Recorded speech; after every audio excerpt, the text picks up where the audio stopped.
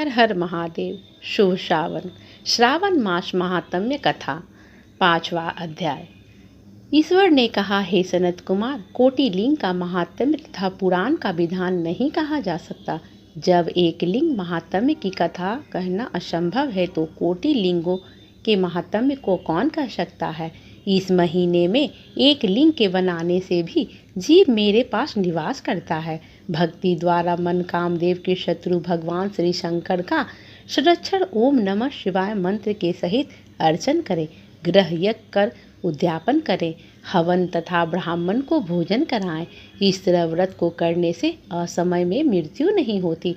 इस मास का व्रत के सहित लिंगार्चन बंध्यात्व को हरण कर संपूर्ण आपत्ति को दूर करता है। सर्वेश्वर की वृद्धि करने वाला है। जो प्राणी पंचामृत से श्रावण मास में अभिषेक करता है वह इस देह को छोड़ कैलाश में मेरे नजदीक आकर एक कल्प तक निवास कर सकता है। वह प्राणी पंचामृत पीने वाला, गौ तथा धन आदि से युक्त अत्यंत मधुरभाषी त्रिपुरासुरहंता श्री शंकर प्रिय होता है। जो इस महीने में पत्तल पर भोजन करता है वह सोने के पात्र में भोजन करने वाला होता है तथा शाक त्यागने मात्र से शाक का कर्ता होता है एवं मनुष्यों में उत्तम होता है। जो भूमि में ही शयन करता है वह कैलाश में निवास करता है। जो इस श्रावण मास में अति सुबह एक दिन भी नहाता है उसे महीने में जितेंद्रिय होने से इंद्रिय जन्य बल का प्राप्त होता है। इस महीने में स्फटिक मणि, पाषाण, मिट्टी तथा मरकतक मणि निर्मित शिवलिंग में या स्वयं उत्पन्न या बनाए हुए या पिशाण निर्मित या पीतल आदि चंदन मक्खन या किसी निर्मित शिवलिंग के एक बार अर्चन करने मात्र से 100 ब्रह्म हत्या भस्म हो जाती है। सूर्य ग्रहण, चंद्र ग्रहण या अन्य किसी सिद्ध क्षेत्र में लक्ष्य जप करने से जो सिद्धि मिलती है वह इस मास में एक बार जप करने से मिल सकती है। दूसरे समय में किए गए नमस्कार तथा प्रदक्षिणा में जो 1000 का फल मिलता है वह फल इस महीने में एक बार करने मात्र से मिल सकता है। मुझे प्रिय इस श्रावण मास में वेद पारायण करने से सब वेद मंत्रों की अच्छी तरह सिद्धि हो सकती है। इस महीने में बिना पुरुष सूक्त पाठ के एक दिन भी न बितावे। जो इसका अर्थवाद मात्र कहते हैं वह प्राणी नरक को जाते हैं। समिधा, चरु, तिल और घी से ग्रह यज्ञ करें। धूप, गंध, पुष्प, नैवेद्य आदि के भेद द्वारा अर्चन करें। शंकर के रूपों को तथा यथोचित ध्यान कर शक्ति द्वारा कोटि होम, लक्ष्य होम और अयुध हवन करें। तिलों के व्यक्ति मंत्रों से हवन करें। इसी को ग्रह यज्ञ कहा नाम दिया गया है। हे सनत कुमार, अब वार व्रत कहूँगा, आप सुने। हे अनग, सबसे पहले रविवार व्रत को कहूँगा। रमणीय प्रतिष्ठानपुर में सुकर्मा नाम का एक दरिद्र ब्राह्मण तथा कृपण भिक्षावृत्तियों में तत्पर था। एक दिन सुकर्मा ब्राह्मण ने धान्य भिक्षा के लिए प्रतिष्ठानपुर में घूमते हुए किसी गृहस्थ के घर में स्त्रियों को देखा। वे स्त्रियां आपस में मिलजुल कर रविवार के उत्तम व्रत को कर रही थी। उसी समय ब्राह्मण को देख उन स्त्रियों ने अर्चन को जल्दी ही ढक दिया। उस ब्राह्मण देव ने उन स्त्रियों के अर्चन विधि को जानने की जिज्ञासा की। हे साध्वी स्त्रियों, आप सबने क्यों इस व्रत को ढक दिया? आप दयालु हैं, मुझ पर कृपा करें। इस व्रत की विधि कहें, क्योंकि परोपकार के तुल्य तीनों लोकों में अन्य धर्म नहीं। समदृष्टि रखने वाले साधु पुरुषों को तो परोपकार ही स्वार्थ है।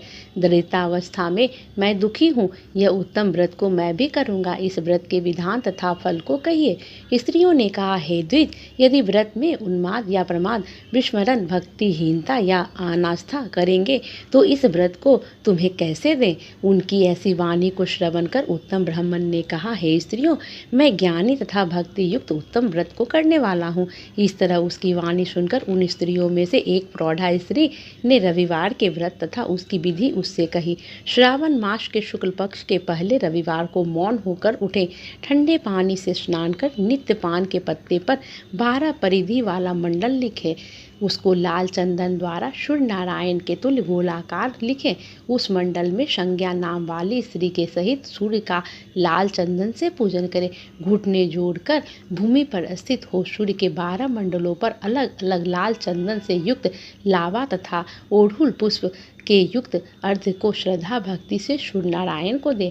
अर्घ्य को रक्ताक्षत, जपा पुष्प और उपचारों द्वारा युक्त करें। नारियल बीज और खांड शक्करा से युक्त सूर्य के मंत्रों को कहकर नैवेद्य दें। सूर्य के 12 मंत्रों द्वारा स्तवन करें। 12 बार नमस्कार करें, 12 बार प्रदक्षिणा करें और 6 सूत को एक में मिलाकर उसमें 6 ग्रंथि लगावे। उस सूत को सूर्य नारायण को अर्पण कर उसे अपने कंठ में बांध लें। 12 फल में संपन्न बायना ब्राह्मण को दे।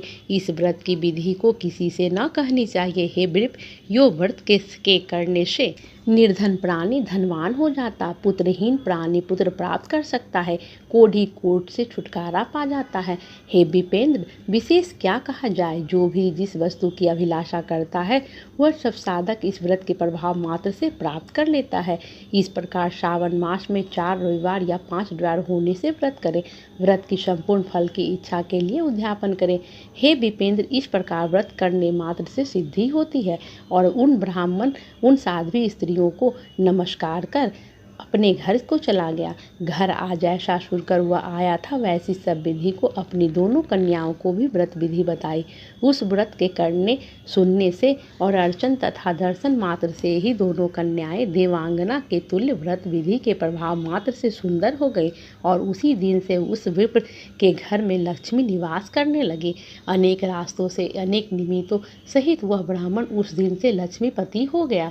किसी राजा ने उसी ब्राह्मणी के घर के समीप रास्ते से होकर निकलते हुए अति उत्तम उन दोनों कन्याओं को बरामदे या खिड़की के पर बैठे देखा। दोनों कन्याओं अपनी देह के अवयवों से त्रैलोक्य से संपूर्ण उत्तम चीजों को तथा कमल और चंद्रमा को भी अपमानित करती थी। उन बालिकाओं को देखने से राजा ने मोहित हो क्षण भर वहां पर ही स्थित हो गया। राजा ने ब्राह्मण को बुलाकर उन दोनों बालिकाओं के लिए याचना की। ब्राह्मण ने भी प्रसन्न हो दोनों बालिकाओं को राजा को दे दिया। वे दोनों बालिकाएं राजा को स्वामित्व के रूप में प्राप्त कर प्रसन्न हो गई। प्रसन्नचित हो बालिकाएं इस व्रत को कर पुत्र पौत्र आदि से युक्त हुई। हे मुने, बड़े अभ्युदय को करने वाले इस व्रत को आपसे कहा। प्रेम से बोलिए शंकर भगवान की।